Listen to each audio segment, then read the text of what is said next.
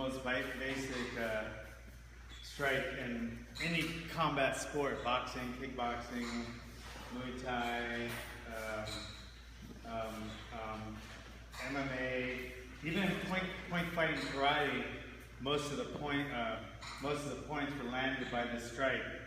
It was thrown a little differently, but it was still the same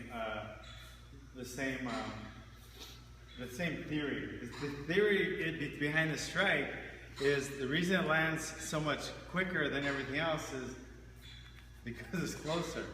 I mean, that's the only reason. It's closer.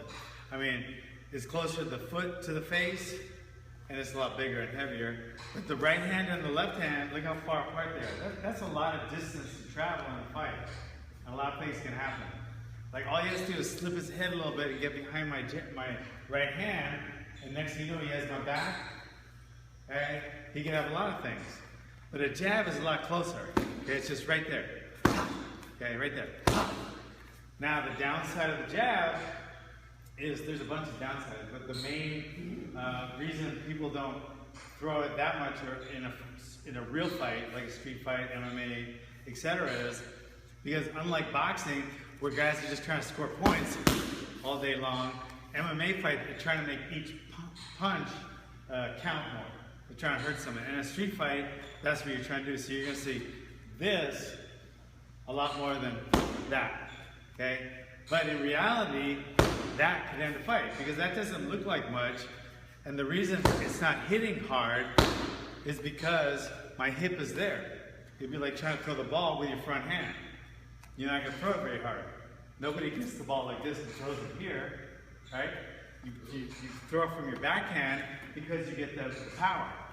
So the jab, what you give up in power, you make up in speed. So it's very effective for the street and very effective for MMA, okay?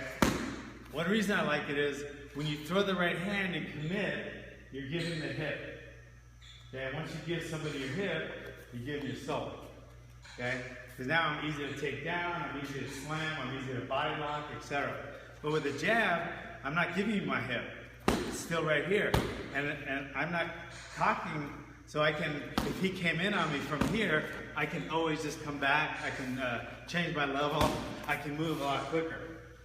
Okay? So, the basics of the jab. Keep the right hand here, because when I jab, he's going to jab. So look, when I'm jabbing, he might jab too. A lot of people are jabbing like this, and then if he jabs the same time I jab, I'm going to get hit. So you want to jab here, number one. Number two, you want your chin here, not up here. Okay, you don't pretend this is water. You want it under the water level. If it's up here, it gets a lot more susceptible. So you want to keep it here. Right hand here to parry his jab.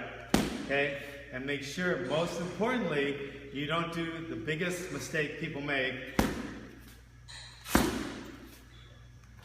Okay, because if I miss the jab and he came back with the right, boom. So I want to bring my jab right back. So if he comes in with the right hand, I'm right back.